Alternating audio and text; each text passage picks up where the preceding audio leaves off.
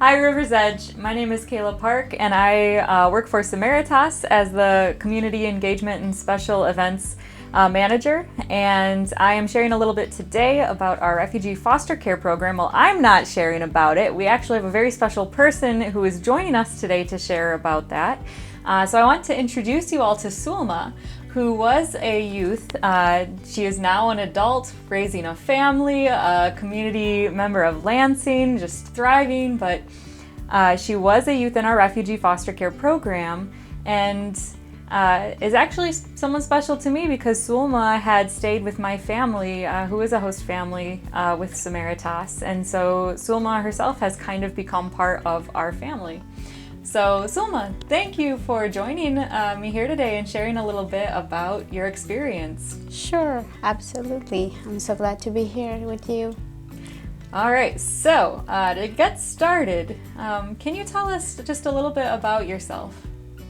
Okay, so my name is Sulma Vasquez and I am from Honduras. I am 22 years old, and so I am a student. I'm trying to end with school and then go to the LCC.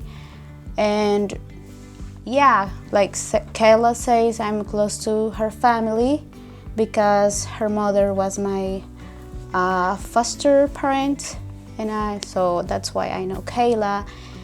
And I'm just here in Lansing, involved with the YAB, a program from the Samaritas program, and that's mean the YB is Youth Advocacy Board. Mm-hmm. Yeah, so we work there and I help a lot with the program, and that's it. That's everything I do. You do a lot more than that. Sulma is like a mentor to the youth in our program, and Youth Advocacy Board is a group of our youth leaders, and Sulma has continued on as a volunteer and has just been a phenomenal support to the youth who are preparing to leave foster care. So don't sell yourself short, Sulma. You are amazing. Thank you. So Sulma, your experience is going to be a little different from what most people think of when they think of a child in foster care or when they think of the foster care experience, because you were in refugee foster care. So can you tell me a little bit about how you entered the foster care system and what that looked like? Okay, so how do I get into the refugee foster care? So that started when I came to United States. First, I passed to the board from the United States to came here, so it was a long trip. And I came first to Texas, so that was my first stop on a program called Southwest Kid. So that's when my case started to get papers or documents to be like a resident from the United States. And then because there was no one who can receive me here in the United States, so I was like a unaccompanied minor. So they sent me to this program, Samaritas program, the refugee foster care, and they take care of me and they help me a lot. Yeah, that's how I get into this program, because I was a kid like alone. I was alone in this country because I was trying to get with my uncle, but he didn't send all the paper that my caseworker talked about him to send to him, and so that's how I get here, this program. Yeah. So Samaritas provides foster homes to unaccompanied refugee minors and unaccompanied children who enter the United States fleeing their home countries and don't have families here to take care of them. So foster families and host families play an important role in stepping in and providing a home and a family to youth from around the world. Mm-hmm. So in what ways did the foster care program help you? Well, they help us on a lot of things. They help us a lot. The first one, the most important, is they help us to get documents. They help us with an attorney, to attend the immigration courts, to get everything. And the next steps they do with us is send us to school, and they help us to be independent in this country. like not to be afraid of this country, because sometimes we are like afraid of everything because we don't speak the same language, and it is not easy. It's very hard to come to this country and being a new person here and have no one who can watch you, no families, with a lot of different people. So Yeah, that's a big journey. yeah. And Actually, they help us with economic, like they give us money, they give us the opportunity to attend like therapy if we need therapy. So actually they help us with like a father do for her child. So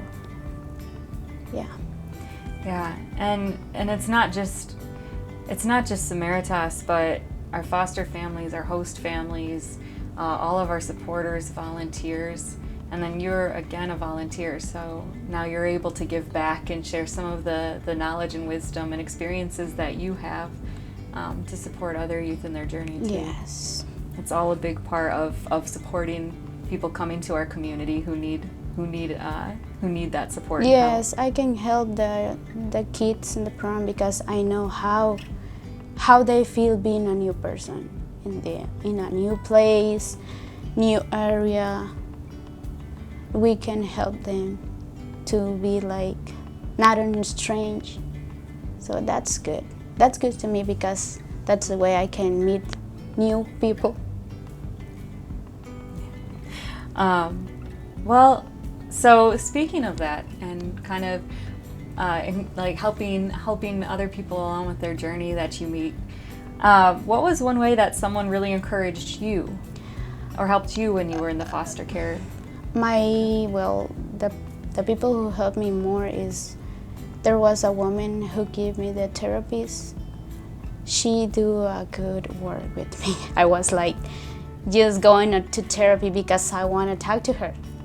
I want to see her every time that I have the chance to share with her. That was a good therapist. And then next was my caseworker, and my husband's, her mom, Kayla's mom, Kayla. Well, that was a bunch of people helping me a lot, supporting me. Yeah. What advice do you have for folks who want to get involved in refugee foster care? Well, the good ways is that they have to be positive, not to be afraid of this program, because that's a good opportunity that we have. That's a good opportunity because they help us with a lot. You have the chance to go to school. That sometimes when you go to your family, you don't have the chance to go to school. They go just to work. But that's a good chance. Go to school, finish school, and then if you have the chance to go to the university, you can go to the university, and then they give you documents. You can be legal in the United States, and you cannot be like afraid to be driving or doing a lot of things here because you are not your case is not like legal. So that's good, and yeah, that's a good chance to come to this program. And so that's advice for children and teenagers entering the refugee Yes. foster care. So I'm going to tack on another question. Do you have any advice for like members of our community, adults interested in becoming foster parents or people interested in becoming mentors? Do you have any advice for people who want to work with a youth who is in refugee foster care?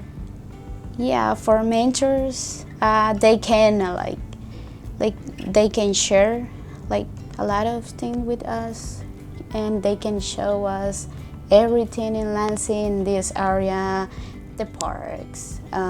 There's a lot of parks. Yeah, a lot of parks. Actually, I say that because I had a mentor, I know. and she just take me on a lot of places here, and that's how I know the place, because she she told me where the places are, and we went together. We went to Applebee's to eat. So for mentors, that's a good way to share with us. And you can learn Spanish too, or whatever language they speak. Yeah, it's fun. And for the foster parents, that's a good way to share with us. You can take care of us, you can help us, you can support us. Yeah, you can do a lot of things with us. That's fun. That's a good way to help the refugee foster care. Yeah, and I know you had a good relationship with your mentor too. Yeah. So people need to be fostering and mentoring. That's a plug.